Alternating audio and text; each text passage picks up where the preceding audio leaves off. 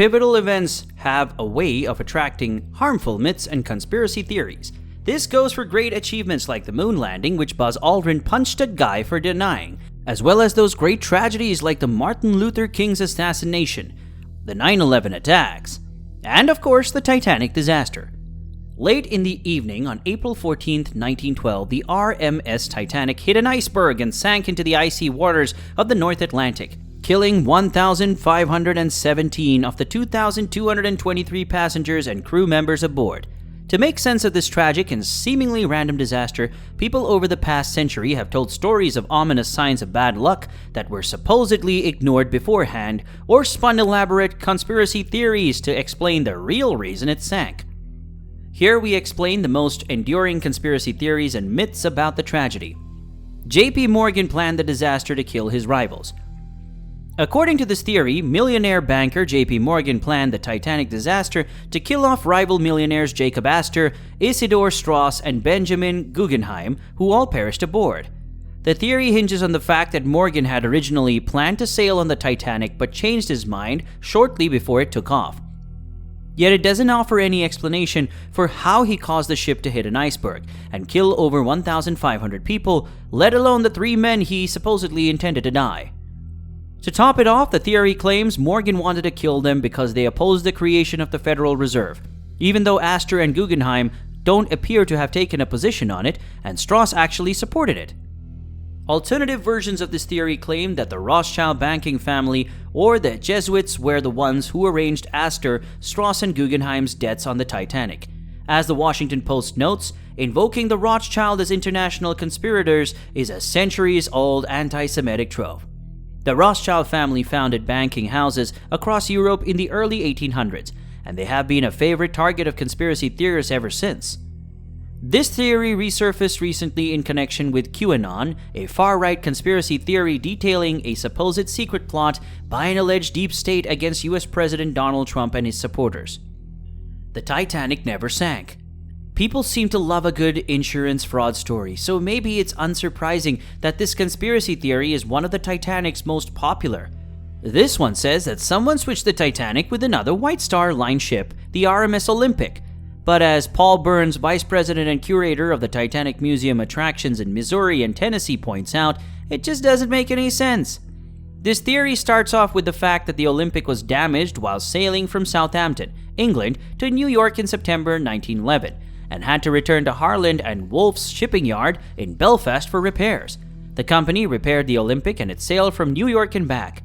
It returned to Belfast for more repairs in March 1912, a few weeks before the Titanic set sail.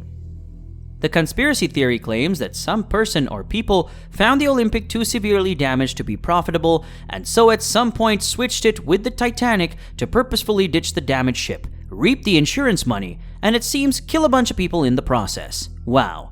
There are a lot of holes in this theory, but one of the biggest is that the Titanic's insurance wasn't enough to cover the Olympic's loss. As J. Kent Layton writes in Conspiracies at Sea, the Switch conspiracy founders quite literally on its financial merits alone. A mummy's curse doomed the Titanic.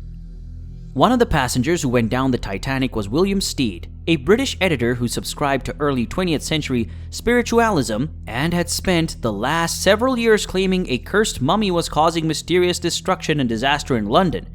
As with other myths about Egyptian curses and Native American burial grounds, this myth played off of colonialists' anxiety about the people whose land they had plundered. On board the Titanic, Stead happily repeated his tale of the mummy's curse to other passengers. After the ship sank, a survivor recounted Stead's story to the New York World and the media picked it up. The next month, the Washington Post ran the headline, "Ghost of the Titanic, Vengeance of Hoodoo Mummy Followed Man Who Wrote Its History." Burns says some people linked the mummy's curse to Egyptian artifacts that survivor and hero Margaret Brown really did take with her on the Titanic to deliver to a museum in Denver. In other versions of the story, the mummy was actually aboard the Titanic because the British museums had sold it to an American who was shipping it home, Snopes reported. But the truth is the so-called unlucky mummy is still at the British Museum, and no mummy was ever loaded onto the ship. It was an iceberg, not a curse that sank the Titanic. The ship's number read "No Pope" backwards. One myth posits the Catholic employee of Harland and Wolff, the Belfast company that built the Titanic, were distressed that the ship's number 390904 seemed to say no pope when viewed in the mirror. Was this a sign of bad luck that foretold the ship's doom? Nope. The late Titanic historian Walter Lord wrote that he received letters from people in Ireland relaying this no pope story beginning in the mid-1950s. Yet as Burns pointed out in his 1986 book, The Night Lives On, there was no such number attached to the Titanic.